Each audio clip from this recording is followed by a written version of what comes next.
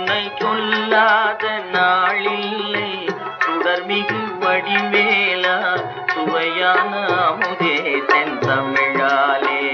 உன்னை சொல்லாத நாளில்லை சுடர்மிகு வடிவேலா சுவையான அமுதே தென்தமிழாலே.